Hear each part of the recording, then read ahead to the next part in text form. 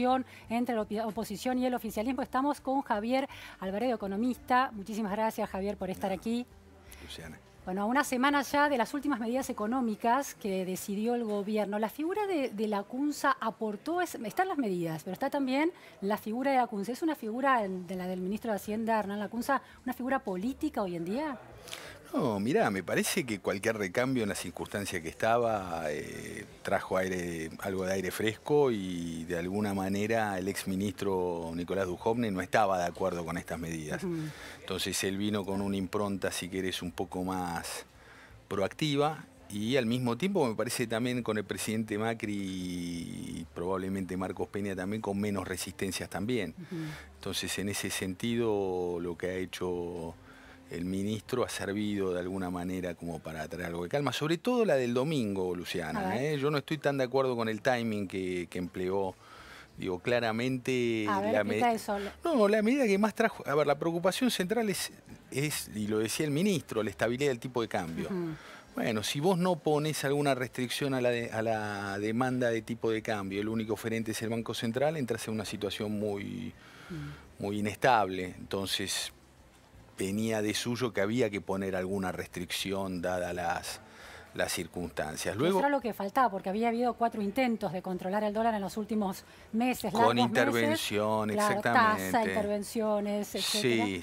Sí, no estaban funcionando porque, bueno, también se dio el tema del resultado electoral, ¿no? Que te había modificado el sentido en el que estaban fluyendo el tipo de cambio, ¿no? Esta apuesta de los mercados a un buen desempeño electoral del presidente en las PASO que no se dio, te generó un poco de pánico y eso te va disparando, la demanda, ¿no? Pues, a ver, los argentinos, en julio hubo 1,5 millones de argentinos de a pie que compraron dólares, o sea, esa demanda ya estaba. Ya estaba, 1,5 millones en todo el mes.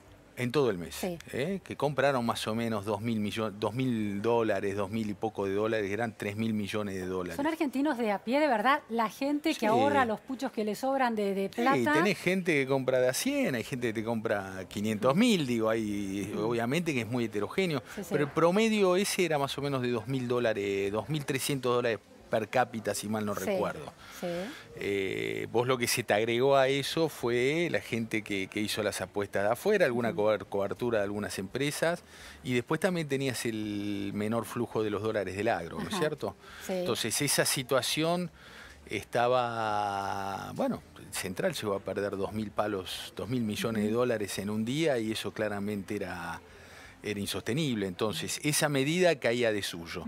Luego la otra del denominado reperfilamiento y demás, en lo que eran las letes en dólares, si querés se entiende un poco más, porque eran dólares que iba a tener que pagar el Tesoro y te iba a tener un impacto directo en la cotización del tipo de cambio. Lo otro, y después, digo, ahí lo que hubo fue un par de aspectos que te marcan que fue un poco improvisado. Fue básicamente el tema de las personas humanas, que se olvidaron que en los fondos comunes de inversión están las personas humanas más de a pie. Vos me preguntabas recién quién compra dólares. Bueno, es muy heterogéneo. Bueno, el que tiene una cuenta de custodia en un agente de bolsa es más sofisticado que un tipo que tiene una cuota aparte en el fondo común de inversión, donde tiene su cuenta sueldo. Entonces se olvidaron de esa gente. De las pymes, ¿no? Las pymes usan mucho. Y las pymes también, sobre todo en el segmento en pesos, vos encajás con este entorno inflacionario, vos encajás el dinero transaccional y esas se... Para recuperarlo y pagar sueldos, poner la empresa... Totalmente, dejaron eso un tema que yo la verdad pensé que ya le iban a dar solución en esta situación, porque por otro lado, vos hablabas recién de la situación social o de la situación... Bueno, también la situación de las empresas, del funcionamiento, qué capital de trabajo tienen, es dramático, se ha deteriorado mucho y te venís con tasas de interés y con astronómicas y con falta de crédito desde hace año y medio como mínimo. Javier, hay mucho temor porque esta crisis se convierte en algún momento en la crisis de 2001. ¿Cuáles son los riesgos y la memoria social instala al ciudadano de a pie en esa crisis como una gran víctima cuando se le retuvieron sus dineros depositados en los bancos y finalmente obtuvieron pesos muy devaluados cuando lograron recuperarlos? De alguna manera el gobierno intentó de alguna forma cuidar esa percepción social en este momento? Sí, lo ha hecho. La diferencia también viene por el lado de que la situación de los bancos es mucho más sólida que en 2001, ¿no? A ver. No, en 2001 bancos promedio tenían 40% de exposición con el sector público, sea nacional o provincial. ¿Eso qué quiere decir? Y eran títulos que se deterioraron muchísimo y que de hecho cayeron en default. Entonces, y después no había un sistema de encaje fraccionario como hay en dólares. Hoy los bancos, si reciben un depósito en dólares, pueden prestarlo a un exportador que genera dólares, claro, con un escrutinio de devolver, riesgo, claro, sí. o si no, lo tiene que dejar en el Banco Central, claro, en lo que son los encajes. Más o menos 50% está encajado en el Banco Central de los depósitos en dólares y el resto prestado a empresas solventes que generan dólares. ¿El Banco Central puede usar esos encajes para controlar el dólar? ¿Puede venderlos? No. No son parte de las reservas netas. No debería. Y hay controles como para que no pudiera hacerlo. Pero lo que es, o sea, vos tenés las reservas brutas por un lado, que están ahora casi perforando los 50.000 millones de dólares, y después tenés lo que son las reservas internacionales netas, que son aproximadamente 14.500. Entre lo que vos sacás de lo bruto para llegar a lo neto están los encajes estos. O sea que la situación en ese sentido es distinta. En ese sentido, no, el sistema está mucho más sólido, pero está lo que decías vos también. La gente vivió esas situaciones y lógicamente... Es más, si a mí me preguntan qué hago, dejo la plata en el banco o no, le pregunto, ¿qué te deja más tranquilo? Claro. O sea, la tranquilidad de los argentinos evidentemente sigue siendo la cantidad de depósitos que han salido en el último mes. Sí, eso se ha venido controlando un poco. Sin embargo, Luciana, eso está bien, yo creo que ha sido... Comunicacionalmente creo que fue un acierto del ministro. Me parece que, a ver, yo lo que percibo muchas veces con el gobierno es que se conforman con una pequeña paz y faltan medidas por tomar. Lo que te decía yo recién de los fondos comunes de inversión en pesos, lo que son la parte de las empresas, capital de trabajo, hay algo...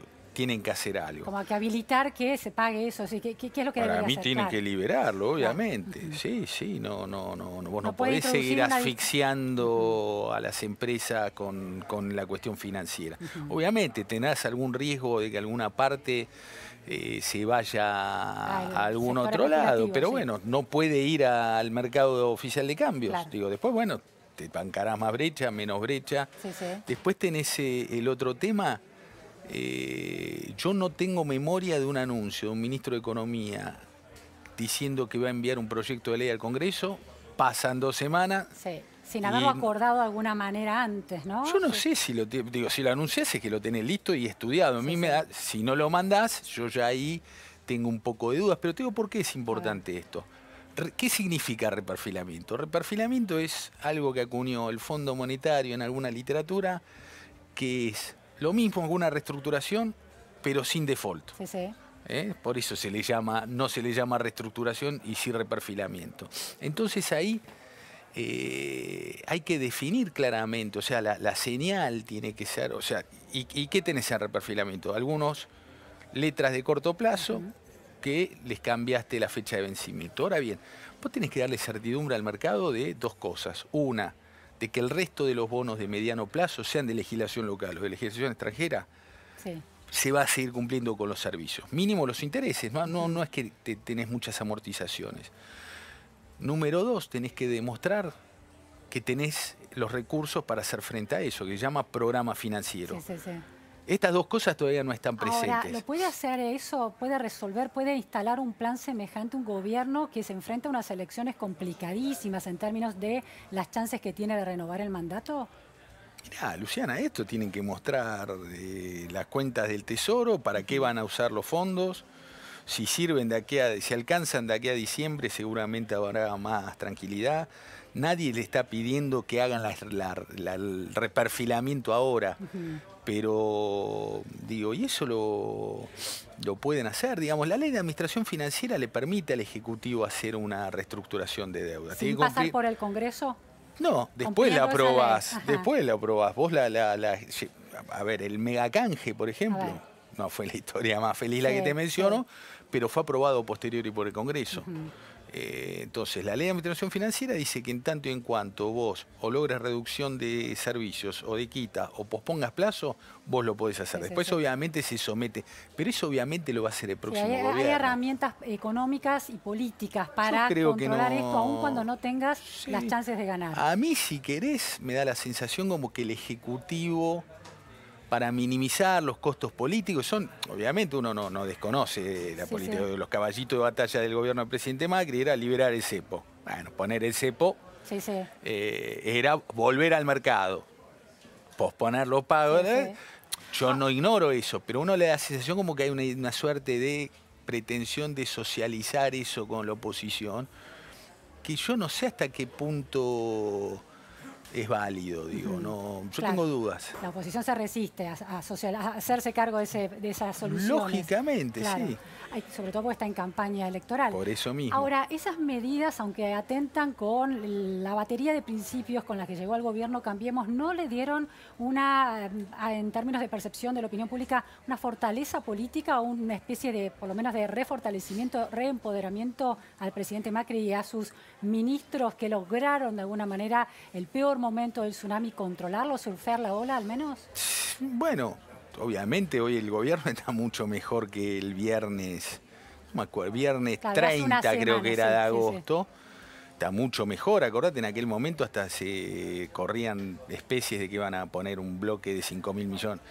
Hubiera sido un disparate, tan mejor. Yo lo que te estoy diciendo, falta bastante y la situación es precaria todavía. O sea, es precaria en lo económico y en lo financiero también. En lo financiero, la política, ¿qué es lo que puede alterar esa paz? ¿La política puede alterar esa especie de tensa calma financiera y económica?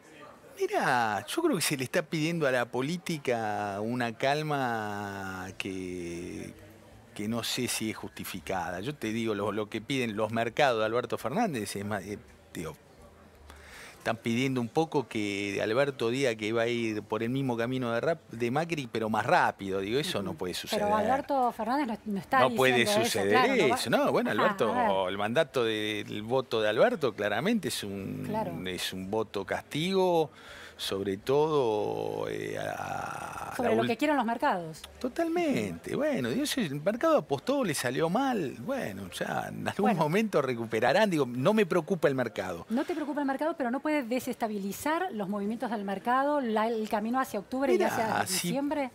Yo lo que te digo de nuevo, vos vas a tener, digo, cuando vos pones restricciones al mercado de cambio, estás generando otro tipo de cambio. Tenés contado con liquidación, que tenés el dólar MEP o dólar bolsa y tenés el paralelo, el blue.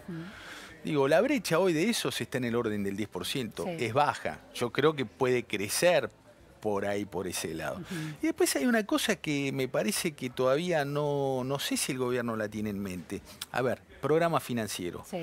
Eso, en acuerdo con el fondo, inclusive estaba que la Secretaría de Finanzas iba a publicar un programa financiero actualizado, como para orientar un poco al mercado. A mí ese programa financiero me da con un faltante de más de 7.000 millones de dólares de aquí a fin de año. Si faltan 7.000 millones de dólares, digo, acá hay dos alternativas bastante desagradables. ¿Eso es con o sin el desembolso? Sin el desembolso. Sin el desembolso. Sí. ¿Está en riesgo ese desembolso según tu perspectiva? ¿Vos conocés? Para mí sí. ¿Fuiste parte de las negociaciones de 2002? Sí, estaba ahí, los conozco. No, mirá, sí. Te digo por dos motivos. Es verdad lo que dice el gobierno, que cumplió con las metas, pero en el análisis que hace el staff del fondo, que eleva luego al directorio y dice que toma la decisión, hay un análisis prospectivo.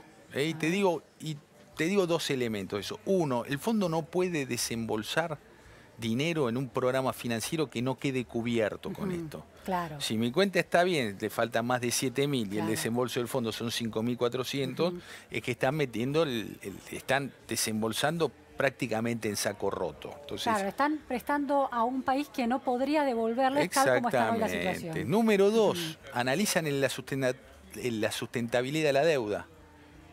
Bueno, ya el anuncio de reperfilamiento te dice que la deuda no es sustentable. El nivel de riesgo país. Exactamente. Sí, pero hay un análisis de sustentabilidad que se hace, que daba un veredicto medio coviano de es sostenible, pero con una no alta probabilidad, una cosa rara. Y después hay otro, que es que el staff tiene que juzgar que el contexto político, social y económico le den al programa chances de éxito. Y el programa no existe más, Luciana, como estaba armado. Entonces, yo lo veo muy difícil. Ahora bien, con el Estados Unidos de Donald Trump. Eso te iba a preguntar, la figura del presidente Donald Trump y lo que se sostiene, la relación especial que tiene con Mauricio Macri, la necesidad geopolítica de que la Argentina esté alineada en este rechazo, por ejemplo, a Venezuela, donde Macri es clave, más que el interés doméstico que pueda tener sobre Argentina Donald Trump. Sirvió para que el Fondo Monetario Internacional cambiara de alguna manera las reglas de su estatuto, ¿no? Totalmente. Se volviera más heterodoxo en darle permiso a un país para intervenir en el tipo de cambio. Exactamente. Y ¿No puede volver a darse en este caso? Mirá, eso no es mi especialidad, digo, pero me parece que los argumentos que vos acabas de mencionar no existen más, digo. Me parece que para el caso del Departamento de Estado, la probabilidad de que le puedan asignar a un potencial triunfo de un comeback, como le dicen los gringos, de Mauricio Macri, es bien bajo. Entonces, digo, y digo, con el pragmatismo americano, no me imagino que estarán ya viendo las diferencias entre Alberto y Cristina. Y bueno, yo espero que... Y digo, y esos dólares del fondo, de nuevo, hay un caso que es el de reperfilamiento. El primer caso de reperfilamiento es el de Uruguay. Reperfilamiento en términos de una negociación sin default. Uruguay solo pospuso plazos de pago. Exactamente. Después hay otro que es de 2015, que es el caso de Ucrania. Ucrania tiene un programa con el fondo, juzgaron que la deuda no es sostenible y el fondo mismo le invita a Ucrania a negociar con sus acreedores y el fondo participó de esas reuniones de dos maneras. Uno, proveyéndole el financiamiento para que en un periodo de 6 meses el país pudiera cumplir con los servicios de la deuda y no defaultear, porque defaultear tiene después problemas legales mucho más complejos. Y también participando de alguna manera como diciendo, sí, no, esto es buena fe, digamos. Eso es lo que debería tener que hacer el fondo en el futuro. Y va a necesitar esos dólares para ese momento, digamos. Entonces, te digo, acá la disyuntiva que yo veo... 7.000 millones de dólares dijiste que se necesitan hasta fin de año. ¿Cómo es esto? A ver, No, bueno, después vas a tener una serie de cuestiones. Bueno, ¿cuántos dólares te demanda la gente en el mercado de cambio? Bueno, yo los 10.000 dólares esos, te digo, si vos 1,5 millones de personas... empiezan a generarse mecanismos que por ahí compra alguien que no tiene capacidad, cuenta y orden de otro, digo, los coleros, digo, son cosas que acá, digamos, son bastante conocidas. Entonces, esa ventanilla, esa ventana que quedó abierta, me parece que puede terminar siendo peligrosa. Después, en algún momento, el gobierno se va a tener que ver con una disyuntiva que espero que opte por la menos grave. El gobierno probablemente se vea en la disyuntiva entre no cumplir con los servicios de la deuda, que sería una catástrofe, o emitir dinero y que el Banco Central financie al Tesoro. Que sería, para mí, a todas luces, la solución menos traumática.